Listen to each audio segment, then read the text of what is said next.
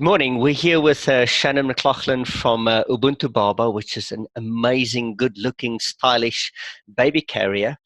And Shannon has this amazing business, but you went through an interesting ordeal with a larger corporate, specifically around intellectual property. And we're going to talk about that, your ordeal, but also advice that you can give to other entrepreneurs that may play in a similar space or have concerns about intellectual property rights. Shannon, thank you for being here with me today. Hi, Willem. Thank you for having me. So, Shannon, if you can just tell us, what do you do? What is Ubuntu Baba? So Ubuntu Baba is basically an online website, and we manufacture baby carriers here in South Africa, and then we sell them online. So the majority of our customers are purchasing online, and then we have a few baby boutiques, select ones throughout the country where people can also purchase. And we also opened recently a physical store so people can come in, try on the baby carriers, and then we also host meetups there for moms. So the whole essence of the business is really to support moms mainly, but parents through the journey of becoming a parent, and the baby carrier is there to make their life easier. Excellent. Yeah. No, I've seen the product online, and I must admit, coming from a manufacturing background, it really looks high quality and top notch, and well done for really just uplifting and showing the world that Africa can deliver high quality products. So please share with us your ordeal that you experienced. So I launched the business in February 2015. And it has been going for almost 4 years. And, things were going well, and we had built quite a big community and following around our brand. And then in December last year, 2018, one of my girls that works for me sent me a WhatsApp message, and it was basically a screenshot of the website, of Woolworths' website. Woolworths, Woolworths South Africa, the big brand Woolworths. Yeah. Okay, cool. Yeah. And it had a picture on there of the baby carrier, and it was a little thumbnail, and it was called the Stage 1. And if you looked at the thumbnail quickly, it looked exactly like my baby carrier. And then it had all the points there, and it was selling, but except it was selling for 3 times less the price of mine. And then they also had a Stage 2, which is the name of my other baby carrier. And they basically were selling it in all the same colors, and it looked exactly the same. So first I was like, what is this? I thought it was some kind of joke and like someone had photoshopped it. And then I obviously wanted to see this in real life. So I drove straight down to the Woolworths, and lo and behold, there it was. So I opened up the packet, and I was just gobsmacked. The pattern was exactly the same as mine, the waistband area of it. And it was just obviously a copy. It was my name, it was my pattern and my colors. So I just got such a shock. So that was how I discovered it. And then, we kind of weren't sure what to do, and we did a bit of investigating. We checked, I discussed it with my team. I said, what do I do here? This is like a really big company that's copied us. But before, like in the same week, we had heard a little bit of chat on social media as well. And so after I found this carrier, I went into these Facebook groups where, you got a lot of mommy online groups. And one specific for like helping babies get to sleep and things like that. And I saw a little argument going on in there, and then people started screenshotting stuff to me that somebody accused us of stocking Woolworths for 3 times less the price, and they were confused as to why they can buy our carrier in Woolworths for such a small price, and they'd been saving for months to buy an original Ubuntu Baba. So she went and bought it, took a photo, and said, well, we're just getting ripped off by Ubuntu Baba. Go straight to Woolworths and get it there. It's just as comfortable. And obviously it was just as comfortable because it was my pattern that I had designed. So you got it really from angry. All sides. You got it. Yeah. How did you feel emotionally? It was hectic. I was really, really angry to start. I think I just had adrenaline for like a day. Because I was like, how dare you, without even having a conversation with me, this is what you did. It's obvious that somebody bought it and stitched it and copied it. Like, that was very obvious to me. And nobody was going to convince me that there was any other way that that pattern happened to be sold there with the same name and the same colors. I just thought, really, are you that dumb? Like, after the history of them as a brand as well, and already getting in trouble for things like this before. Okay. So, And how did you navigate out of this? That's the interesting part, because I would not wish this situation on my worst enemy. And how do you get out of that situation? Yeah. So I took some time to process and discuss it with a few people. And I just decided that I needed to speak to a lawyer. And then there was the thing of trying to find a lawyer that would actually take this on, because most of these big attorneys actually represent Woolworths in some form. So there was what you call it when they can't work for them. They can't work against that restraint, them. it's Yeah, I can't remember what I it's understand called. what you mean by that. Clash of interest. Yes, conflict of interest. Yes. Yeah. So then eventually somebody said you should try Kish IP. They are the best intellectual property attorneys in South Africa. So I gave them a call and they said, okay, this sounds hectic, like make a timeline for us and explain it in detail. So that was a very good exercise, because it also helped me to put it into context, what had actually happened and how I found out and everything. And then they called me back and they said, well, there's 4 of them that are interested to take it on. One of them happens to own both of my carriers. She used it. She's a lawyer and she used it for her baby. The stage 1 she used up to like 14 months, and then the stage 2 she bought. So she knew the product and brand really well, which was awesome for me. And then, then we did the advice that I did almost like a fake court case. So it's called a success opinion. Okay. And you kind of argue all the ways that you can beat them. And they said to me, look, you need to tell us how much money you have. And the success opinion, they said, is going to cost you 5,000 Rand, and it will be the best money you spend in terms of getting an idea of where you stand legally. Absolutely. So that was very interesting. And when it came down to it, it was a very big learning curve, because there was basically 6 laws that I could have used, but Woolworths had loopholes in every single one of them of the way that they did what they did, except for one law, which was the passing off law. So you can actually legally purchase a product in South Africa, a 3-dimensional product. This is the law. You can purchase it, you can replicate it exactly, and you can just change the logo. However, if you try and sell it and pass it off as that brand, so you're trying to leverage off their PR and stuff, then that's illegal. And what they had done is they had purchased Google AdWords for my name of my baby carrier, so that when you search stage 1 baby carrier, I come up organically as number 1, and all the rest of the results is Ubuntu Baba. But the ones that are paid for advertising was Woolworths stage 1 baby carrier, the thumbnail that looked just like mine, and the price, which was 3 times less. So people were clicking on that ad because they thought that it was what they were looking for. Wow. So that's where I was like, you're kidding. So they said you could take them to court on that, but you have to prove reputation in the marketplace first. And to do that, you need to do a marketing survey, which is going to cost you 150,000 Rand. And then they said, then you probably win that survey, but then to get to high court, it's going to probably take like 6 months, cost you 200K. Do you have time for this? So at that point, I was so angry that I was like, my marketing background is online, digital. I love like behavioral science and making people click on certain things. And so that's like, you connect the dots backwards of how you've learned everything today. And I was like, this is a campaign. I'm doing a social media, basically like a product launch of a blog post. And that's what we're going to do. The lawyers were like, well, that's the route we were going to say, go PR.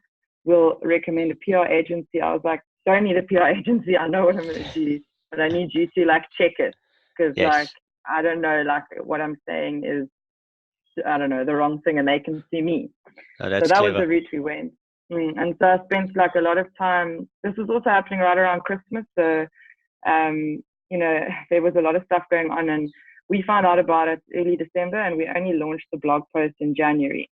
Okay. The lawyer said to me, you can't just PR campaign this, you have to contact them directly first. So that's what we did. We wrote emails to them. We went through a process. They basically were like, whatever, we're treating this as if it's some mango that's gone off. That's basically the kind of response I was getting. Is if any other complaints, it was just going into that pipeline. And then we said, well, we haven't heard back from them. Our deadline is up, and now we're going to go launch this blog post. And that's where, that's when the shit hit the fan. Okay, I like it. And you got a lot of support from the public, and it really got good traction out of that. And at the end of the day, what was the result of everything? What happened?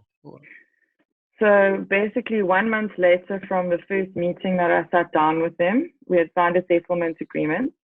And the settlement agreement was that they had to compensate me for loss of sales. The remaining profits they would donate to a credible institution that supports SMEs in South Africa. And the remaining stock that they had on hand, they were going to donate to underprivileged mothers. So that was, there's certain things that's confidential in there that I signed that I wouldn't release details on, which I would love to, but I can't. No, that's fine. Those 3 points basically that I wanted covered was I was very strict on why I launched this and what I wanted the results to be. And my main reason for doing it was obviously to save my business, because it was very emotional for our factory staff. I think they got it the worst because they thought they were going to lose their jobs. They found out about it on the cover of the newspaper on the Sunday Times, and they were distraught. They thought, oh, well, everyone's going to buy the carriers at Woolworths. What are we going to come back to work for? Because the factory was closed. It was Christmas time. Oh, no. And then the second point was that I wanted to be a solid example for other entrepreneurs that would experience this, because I had quite a bit of mentoring from Frankie's. I don't know if you remember the Frankie's. I remember the Frankie's situation, yes. Yeah.